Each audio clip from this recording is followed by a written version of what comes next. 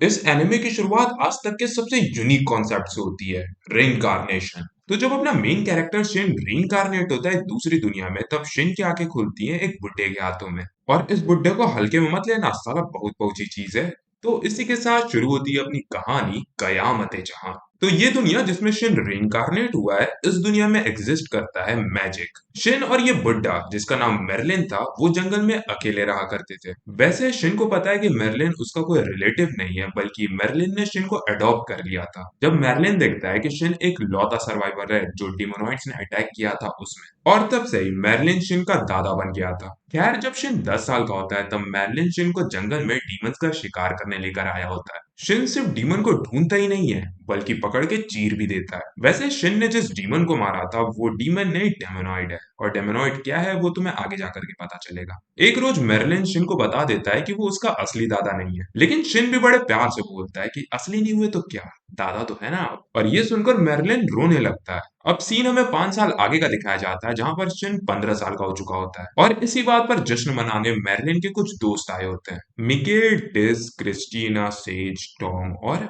मेलिडो। और मेलिडा मेर्लिन की नाव से की मेहरारू है, इसीलिए शिन मेलिडा को दादी बोलता है। वैसे डिस पूछता है शिन से कि अब आगे क्या करना चाहते हो तुम। तो उधर सारे ही लौंडे अपना अपना विचार बताने लगते हैं कि तुम रॉयल नाइट बन जाओ या डीमन हंटर बन जाओ। ऐसे ही बात पर बात चल रही होती है कि शिन सबको अपना मैजिक दिखाने लेकर आ जाता है खुले मैदान में। तो ये एनीवेयर डोर जैसा मैजिक इस दुनिया में शिन के अलावा कोई और यूज नहीं कर सकता। सोच रहे हो किस कदर यूनिक स्पेल है। खैर, मेर्लिन शिन से बोलता है कि शिन तुम इन्हें फायर स्पेल दिखाओ। ये सुनकर सारे ही शिन को हल्के में ले रहे होते हैं, लेकिन जब शिन यूज करता है फायर स्पेल, तब सारे ही लोंडो का दिमाग रिस्पॉन्स करना बंद कर देता है। शिन ने दर्द ही चीर दिया था। शिन की ऐसी दानवी ताकत देखकर भर भर कर गरियाने लगती है मेलिडा मेर्लिन को, क्योंकि इसने शिन को ऐसा आतंकवाद स्पेल क्यों सिखाया। खैर, शिन की ऐसी भयानक ताकत देखकर अंकल डिस शिन को अपने मैजिकल स्कूल बुलाता है। और तब हमें पता चलता है कि उस रूम में जितने ही लोग हैं, सारे के सारे नेता हैं। डिस राजा है, क्रिस्टीना और सेज राजा के पर्सनल बॉडीगार्ड है, माइकल नाइट कमांडर था, और शिन के दादा दादी किंगडम के हीरो थे, क्योंकि इन दोनों ने डिमोनॉइड को चीरा होता है जब डिमोनॉइड किंगडम में आतंक मचा दिया होता है। इसीलिए शिन के दादा और दादी को सब लोग वाइस मैन और गुरु का टाइटल दिए।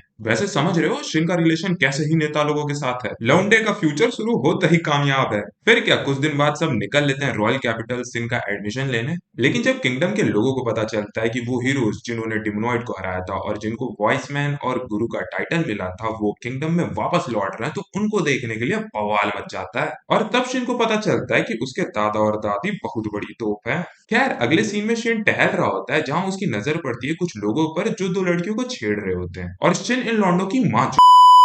और इस तरह शिन पहली बार मिलता है अपनी मेहरारू सिलसिलिया से। और इसी के साथ एपिसोड 1 खत्म होता है। आई होप तुम्हें एपिसोड 1 पसंद आया होगा। पसंद आया तो लाइक करो, कमेंट में अपना विचार बताओ। बाकी मिलते अगले वीडियो में, तब तक के लिए बाय बाय, सायोनारा, अपना ध्यान रखना।